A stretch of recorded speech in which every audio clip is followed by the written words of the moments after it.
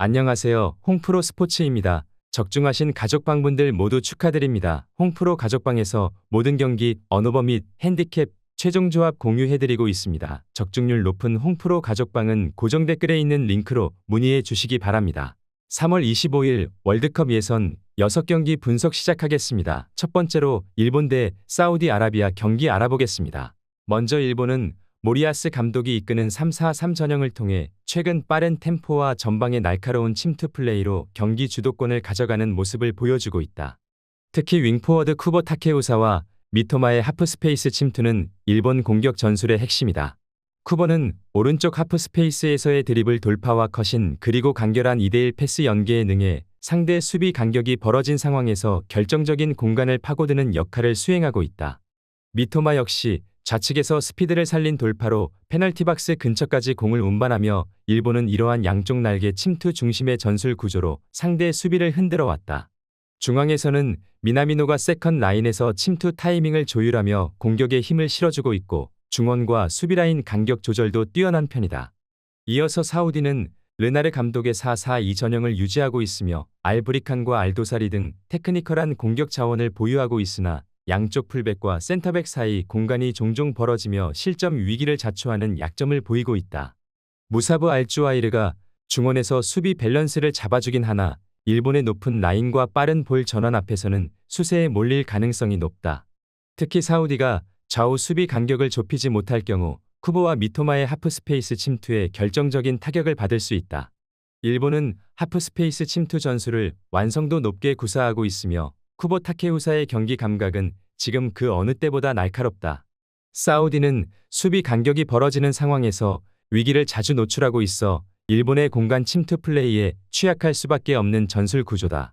전체적인 조직력, 속도, 공격 루트 완성도에서 일본이 명확한 우위를 점하고 있으며 홈 경기와 같은 안정적인 환경까지 고려하면 경기 흐름을 주도할 가능성이 높다. 일본 승리를 추천합니다. 두 번째로 대한민국 대 요르단 경기 알아보겠습니다. 먼저 대한민국은 홍명보 감독 체제 아래 4-2-3-1 포메이션을 바탕으로 손흥민과 황희찬, 이재성 등 다수의 유럽파를 앞세운 공격 전개를 시도하고 있는 상황이다. 그러나 직전 오만전에서 무승부라는 충격적인 결과를 받아들었고 그 과정에서 상대 전력에 대한 분석 부재와 전술적 허점이 여실히 드러났다. 특히 알리 알 부사이디의 왼발을 전혀 대비하지 못한 채 수비 조직이 무너졌고 실점 상황은 감독의 정보 수집 부족이라는 뼈아픈 지적을 받을 수밖에 없었다. 여기에 에이스 이강인이 부상 여파로 100% 컨디션이 아닌 상황이라 공격 전개 시 창의성이 떨어질 우려도 있다. 그리고 백승호와 정승현까지 소집 해제된 최악의 상황이다. 이어서 요르단은 셀라비 감독 체제에서 3-4-3 포메이션을 안정적으로 운용하고 있으며 FC 서울 소속 야자 날 나이마트가 중심을 잡는 수비라인이 매우 견고한 모습이다. 또한 무사 알 타마리는 프랑스 리그에서의 경험을 바탕으로 날카로운 움직임과 중거리 슈팅 능력을 통해 최근 A매치에서도 꾸준히 공격 포인트를 기록하고 있다. 요르단은 전방 압박보다 중원 압축과 라인 간격 유지에 집중하면서 역습 루트에서 매우 효율적인 전개를 보여주고 있다. 객관적 전력에서는 한국이 앞서지만 현재 전술적인 짜임새와 조직력 그리고 상대 전력 분석에 기반한 준비도는 요르단이 더 안정적인 구조를 갖추고 있다. 홍명보 감독은 직전 경기에서 드러난 전술적 허점을 극복하지 못한 채 다시 한번 상대를 얕잡아보는 경기 운영을 펼칠 가능성이 크다. 요르단은 수비 조직력과 공격 전환의 완성도에서 높은 수준을 유지하고 있으며 무사 알타마리를 필두로 한 전방 압박은 한국의 불안정한 수비라인의 위협이 될 수 있다. 이번 경기는 한국의 홈이라는 점을 감안하더라도 전술적 준비도와 경기력 흐름 측면에서 요르단의 우세 가능성이 충분히 존재하는 매치업이다. 요르단 승리를 추천합니다. 영상은 잘 보고 계신가요? 핸디, 언오버 및 최종 조합 공유받아 보실 수 있는 가족방 입장 방법 알려드리겠습니다. 첫 번째로 영상 하단에 댓글을 클릭해 주세요. 두 번째로 댓글에 링크를 클릭해 주세요. 마지막으로 채팅 참여하기 후 메시지 주시고 답장 기다려 주시면 됩니다. 나가기 하시면 가족방 입장 시켜드릴 수 없습니다. 언제든 편하게 문의 주시기 바랍니다. 세 번째로 중국 대 호주 경기 알아보겠습니다. 먼저 중국은 이반코비치 감독 체제에서 4-2-3-1 포메이션을 유지하고 있으며 웨이 스하오와 쉬하오양을 중심으로 중원에서의 점유율 확보와 간결한 패스 전개에 집중하고 있다. 하지만 직전 경기에서 핵심 윙포워드 린 양밍이 퇴장으로 징계를 받아 이번 경기 결장이 확정되면서 전방의 돌파 옵션이 사실상 반토막 난 상황이다. 린 양밍은 단순한 윙어가 아닌 돌파와 박스 근처에서의 창의적인 플레이메이커 역할까지 수행했던 선수라 이번 결장은 전술 구조에 큰 타격을 줄 수밖에 없는 상황이다. 이어서 호주는 포포비치 감독의 3-4-3 전형 아래 빠른 전환과 강한 압박을 앞세운 공격 축구를 선보이고 있다. 직전 인도네시아전에서는 아담 타가트, 벨루필레이, 보일이 고른 득점을 기록하며 5대1 대승을 거뒀고 경기력 또한 매우 안정적이었다. 특히 윙백 라인의 오버래핑과 이선의 연계 전개는 현 시점 아시아에서도 손꼽히는 수준이다. 포포비치 감독은 전방 압박과 후방 빌드업 압살을 병행하는 전술을 활용하고 있으며 이번 경기에서도 중국의 수비 라인을 전반부터 흔들어 놓을 가능성이 높다. 수비 전환이 느리고 측면 커버에 약점을 보이는 중국 수비진은 호주의 빠른 이선 공격에 고전할 수밖에 없는 구조다. 게다가 중국은 린 양밍의 결장으로 인해 측면에서의 탈압박 루트가 차단된 상태라 수비 부담까지 더 커질 것으로 보인다. 중국은 핵심 윙포워드 린 양밍의 결장으로 인해 전술적으로 크나큰 공백이 발생한 상태이며 이로 인해 수비 부담과 공격 전개 모두에서 제약을 받을 가능성이 높다. 반면 호주는 직전 경기에서 5득점을 폭발시키며 공격진 전체의 컨디션이 올라온 상황이고 감독 특유의 압박 중심 전술이 중국의 빌드업을 초반부터 무너뜨릴 수 있는 흐름이다. 호주 승리를 추천합니다. 네 번째로 키르기스스탄 대 카타르 경기 알아보겠습니다. 먼저 키르기스스탄은 최근 공격과 수비 모두에서 한계를 노출 중이다. 직전 우즈베키스탄전에서 슈팅 단 1개에 그치며 패배를 당했고 수비의 핵심 다치에프의 퇴장으로 인한 결장까지 겹쳤다. 카타르와의 직전 맞대결에서도 패배를 기록하며 총 30개의 슈팅을 허용하는 등 전방 압박과 수비 조직력 모두 무너진 바 있다. 아타바예프와 아부두라흐마노프의 중원은 전개력에서 의문이 많고 측면 수비는 수적 열세로 쉽게 흔들린다.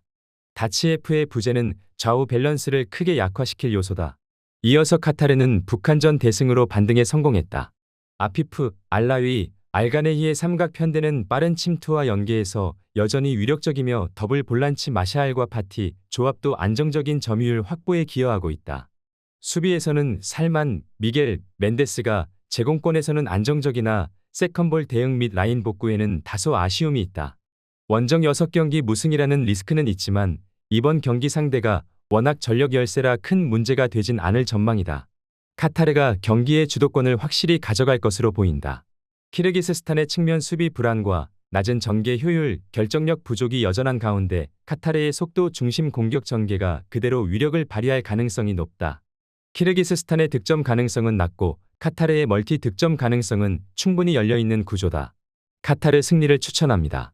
영상은 잘 보고 계신가요? 핸디, 언어버 및 최종 조합 공유받아 보실 수 있는 가족방 입장 방법 알려드리겠습니다. 첫 번째로 영상 하단에 댓글을 클릭해 주세요. 두 번째로 댓글에 링크를 클릭해 주세요. 마지막으로 채팅 참여하기 후 메시지 주시고 답장 기다려 주시면 됩니다. 나가기 하시면 가족방 입장 시켜드릴 수 없습니다. 언제든 편하게 문의 주시기 바랍니다. 다섯 번째로 인도네시아 대 바레인 경기 알아보겠습니다. 먼저 인도네시아는 최근 흐름은 수비 붕괴와 공격 침묵의 반복이다. 호주 원정 대패, 스즈키컵에서 라오스와 무승부, 베트남, 필리핀, 호주전 연패 등 경기력 저하가 뚜렷하다. 최근 5경기 평균 실점은 3점에 가까우며 후방 조직력의 기초가 무너진 상태다. 아막과 리드호, 이드제스의 수비 조합은 공수 전환 시 간격 조절에 실패하고 빌드업은 산발적이다. 마르셀리노의 개인 능력 외에는 뚜렷한 전개 루트가 없으며 파티나마, 로메니의 부진도 공격 흐름에 영향을 주고 있다. 전체적으로 탈압박과 세컨드볼 대처 능력이 낮고 상대 전방 압박에 쉽게 무너진다. 이어서 바레인은 조직력이 뛰어난 팀으로 최근 일본전을 제외하면 걸프컵 4경기 2승 2패로 중동 상위권 팀들과 대등한 경기력을 보였다. 마르훈과 알아스와드, 마단의 중원 조합은 강한 압박과 균형 잡힌 전개를 기반으로 하며 알아스와드는 공수 연결의 핵심이다. 공격에서는 마르훈의 중거리와 압둘 자바르의 결정력이 존재감을 드러낸다. 수비는 바케르 에마뉘엘을 중심으로 안정적이며 상대 압박에도 쉽게 흔들리지 않는다. 알로마이히, 알아룸 등 벤치 자원의 기용폭도 넓고 후반 운영 능력이 좋다. 인도네시아처럼 기복이 심한 팀에게는 강한 압박과 짜임새 있는 전개로 주도권을 가져갈 수 있다. 인도네시아는 수비 안정감과 전개 패턴 모두 불안한 상태이며 중원의 마르셀리노의 의존도가 지나치게 높다. 바레인은 경험 많은 자원과 탄탄한 수비 라인을 통해 안정적인 경기 운영이 가능하며 후반전에 더욱 강한 면모를 보인다. 초반 탐색전 이후 후반 집중력에서 승부가 갈릴 가능성이 높고 바레인의 멀티 득점 시나리오가 현실적이다. 바레인 승리를 추천합니다. 여섯 번째로 이란 대 우즈베키스탄 경기 알아보겠습니다. 먼저 이란은 홈 구장에서의 절대적인 강세를 자랑한다. 최근 11경기 무패, 홈 15경기에서는 13승 1무 1패로 안정감 있는 흐름을 유지 중이다. 수비진은 하르다니, 카나아니, 칼릴자데, 모하마디로 구성될 가능성이 높고 중원은 체시미와 고도스가 중심을 잡는다. 공격진은 자한바크시, 가에디, 모에비가 아즈문을 보조하며 직선적인 침투와 전방 압박 중심의 전술을 펼친다. 특히 고도스의 키패스 능력은 빌드업 핵심이며 전체적인 공수 조직력과 집중력이 매우 우수하다. 이어서 우즈벡은 최근 3경기 무패 흐름이나 공격력에서는 한계가 뚜렷하다. 키르기스스탄전 승리도 상대 퇴장 덕이 컸고 최근 6경기서 5득점에 불과하다. 수비는 아시루마토프, 쿠사노프, 압둘라에프가 3백을 이루고 사이피에프와 알리조노프가 윙백으로 나선다. 중원은 카흐마로베코프, 슈크로프, 전방은 쇼무로도프를 중심으로 한다. 쇼무로도프는 고립되는 빈도가 높고 이선 연계와 침투가 원활하지 못하다. 세트피스 의존도가 크며 전방에서의 창의성 부족이 전반적인 득점력 저하로 이어지고 있다. 이란은 홈에서 강하고 전방 압박과 중원 장악력이 뛰어나 우즈베키스탄을 상대로 확실한 우세를 점할 가능성이 높다. 쇼무로도프의 고립, 이선 창의성 부족이 우즈베키스탄의 전술적인 한계로 작용하며 이란의 멀티 득점 가능성도 존재한다. 점유율과 빅찬스 생산에서도 이란이 일방적인 우위를 점할 전망이다. 이란 승리를 추천합니다.